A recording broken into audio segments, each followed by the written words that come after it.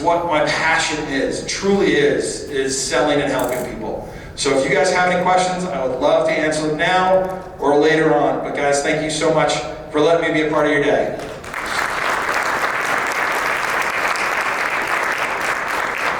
Does anybody have any questions? Otherwise, I can move on. Yeah?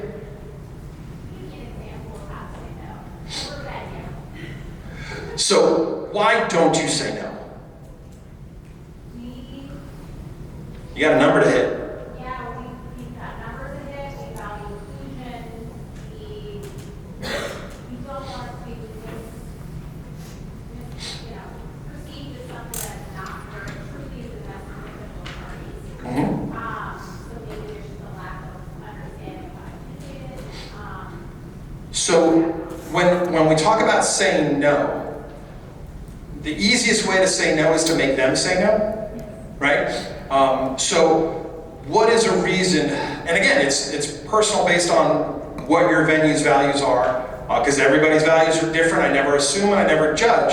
It truly is what's important to you guys. What do you want to be representative? And that's what you guys need to discover. When it comes to saying no, it's honestly, there are two different ways to end a conversation. It's, guys, thank you so much for coming in. We enjoyed sitting down with you. It was wonderful to meet you. We'll get back to you. And you just end it. If you want to continue the conversation, then you continue the buying questions, right? Let me go ahead and put together what we've talked about. You continue the conversation. The whole entire conversation is open-ended, except the very end. The very end is when you decide you're going to keep it going or you're going to close it. And that's honestly the easiest way to do it. How you do it in your own business, we can get into more particular, but it's a matter of, okay, we just had a nice conversation.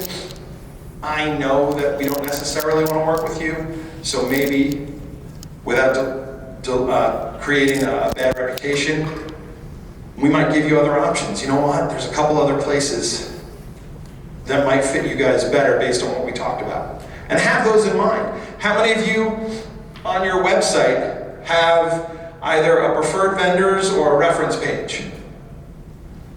How many of you on your website have a preferred vendors or a reference page in your category? If you don't, you need to. Because again, that helps you build your reputation as well, saying, hey, I know I'm not the only one out there. If I'm not available, these are other people that I think are wonderful. It's the same thing, and that's also how you can end that conversation. Sorry, I need to blow my nose. Anything else? Any other questions? Yeah? So a lot of my conversations start via email, or more specifically, them filling out information on the website.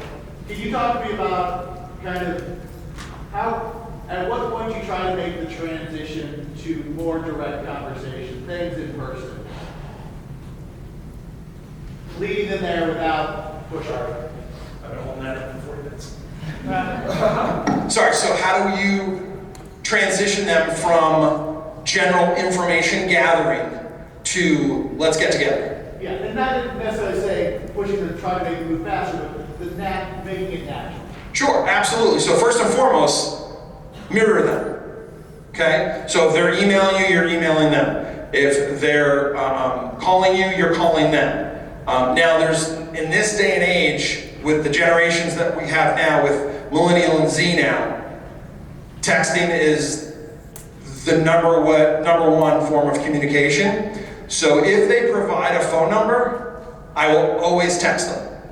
Hi, this is, and I'm one of those, I don't advertise on the Knot anymore or Wedding Wire, but I used to get the rates of how fast you got back to people and stuff like that.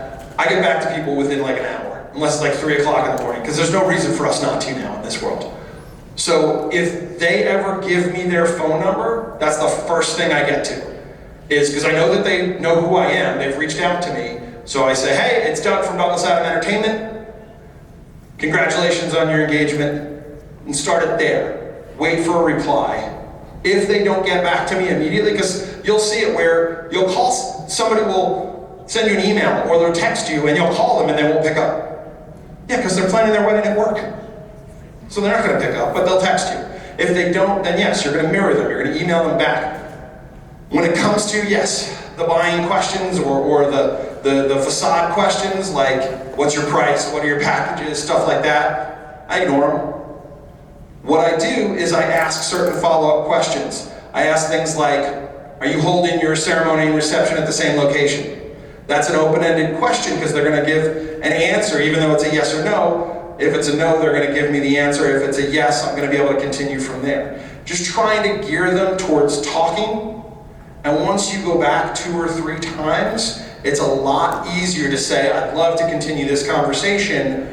We can do in person or Zoom or a phone call, whatever works best for you. I have next Tuesday and Thursday at 5 available. What works best for you? Now you're giving them the illusion of control where they're in charge of picking the date, but either one is fine with you. Any other questions? Briefly comment on, you mentioned that they're always asking for prices and packages. I find it super really something that really doesn't mean that I almost never do, but I feel like the market is pushing towards that. Every time I raise it, it's a dead end. Depends on the decade. It depends on the year, it depends on the decade. I've gone back and forth. I've had prices on my website, I've had prices off my website. I've had packages on my website, I've had packages off my website. There is no right answer to that one. Some people will say, give it to them immediately. Some people will say, hold on. When they ask you for pricing, that's never the question they're asking, right? That's just the only question they can think of. So if you can get past that, if you can break past that with an opening question beyond it, you'll go there. If that's their insistence and they really want packages and pricing, say here are a couple of examples, but by no means is this our end-all be-all. We create custom options, custom packages for every single one of our clients. I'd love to find out more about you. I have next Wednesday and Friday available at 2. What works best for you? Again, it goes back to that illusion of control. Yeah, the pricing question is never their question. You said you stopped advertising on the wedding wire and the nine. Is there reasons why you do that? Yeah, because they raised my prices 25% without telling me. And my ROI was nowhere near as impressive as I thought it would be. Yeah, I resisted them for years and years and years and kept saying no, so they gave me a really, really, really good rate. And wedding wire was a waste because it was all spam. And the knot, I went through my calendar last year, 2 of my weddings were not weddings, where that was their original inquiry path.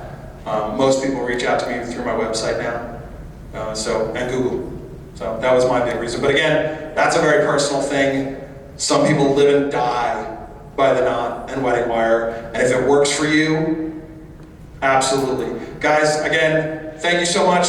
I'll be around later if you guys have any more questions, but we're gonna move on, maybe transition to some other speaker. He's shy, so I gotta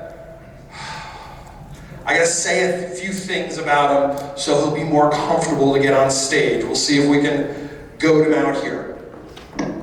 So these are 7 things that you should know about Mr. Alan Berg.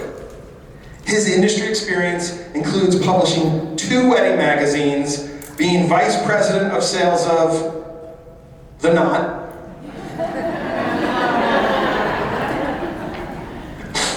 he's a long-time wedding pro educator. He speaks and consults for websites in the US, Ireland, the UK, Australia, India, and Dubai. Show off. He's a wedding and event industry first certified speaking professional and one of only 40 global speaking fellows in the world. He was recently included as one of the top 75 speakers to watch by Motivator Music on LinkedIn, alongside such greats as Tony Robbins, Gary Vee, and Dave Ramsey. He's presented in 14 countries, 5 of them in Spanish, and 1 in French. Alan's the author of 7 books, including his most popular book, Shut Up and Sell More Weddings and Events, and Why Are They Ghosting Me? And his latest book, Stop Selling and Help Them Buy Weddings and Events. All available here today at the table in the back. He's the host of Wedding Business Solutions Podcast, a weekly show on Apple, Spotify, YouTube, and more with over 200,000 downloads. And here's the fun fact. During COVID, Alan posted videos of him playing his baby grand piano, and that raised over $4,000, mostly for food banks. Ladies and gentlemen, the wedding godfather, the guru himself, Mr. Alan Berg.